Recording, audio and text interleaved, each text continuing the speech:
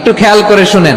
বাচ্চারা ঘুমানোর পরে মা বোনেরা সন্তানের মাথায় হাত রেখে এই দোয়াটি জীবনে একবার হলেও আপনি তার জন্য পড়ুন, কারণ এই দোয়ার বরকত যেই সন্তান জীবনে তার বাবা মার কাছ থেকে পায়নি, মনে করবেন এই সন্তান হচ্ছে পৃথিবীর সবচাইতে হতভাগা সন্তান। কারণ এই দোয়াটি হচ্ছে এত দামি একটি দোয়া যে রাসূল সাল্লাল্লাহু আলাইহি ওয়াসাল্লাম আব্দুল্লাহ ইবনে আব্বাস রাদিয়াল্লাহু তাআলা আনহুর মাথায় হাত রেখে নিজে তার জন্য দোয়া করেছেন। এবং আমার রাসূল গোটা উম্মাহর জন্য শিখিয়েছেন তারা যেন সবাই মিলে তাদের সন্তানের জন্য এই দোয়াটি অবশ্যই করে। এই দোয়ার বরকতে ভালো মানুষ হিসেবে পরিণত হবে এবং এর মাধ্যমে তার মাথার ব্রেন শক্তি, তার মেধা শক্তি এত বেশি বৃদ্ধি পাবে যা আপনি কল্পনাও করতে পারবেন না। দোয়াটি হচ্ছে আল্লাহুম্মা ফাক্কিহু ফিদ্দীন ওয়া আল্লিমহুত তাওয়িল। এটা সন্তানের মাথায় হাত রেখে জীবনে একবার হলেও পড়বেন।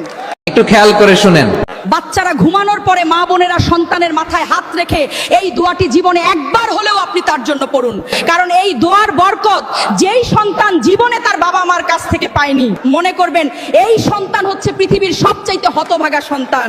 কারণ এই দোয়াটি হচ্ছে এত দামি একটি দোয়া যে রাসূল সাল্লাল্লাহু আলাইহি ওয়াসাল্লাম আব্দুল্লাহ ইবনে আব্বাস রাদিয়াল্লাহু তাআলা আনহুর মাথায় হাত রেখে নিজে তার জন্য দোয়া করেছেন।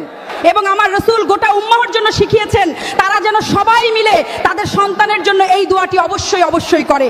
এই দোয়ার বরকতে ভালো মানুষ হিসেবে পরিণত হবে এবং এর মাধ্যমে তার মাথার ব্রেন শক্তি, তার মেধা শক্তি এত বেশি বৃদ্ধি পাবে যা আপনি কল্পনাও করতে পারবেন না।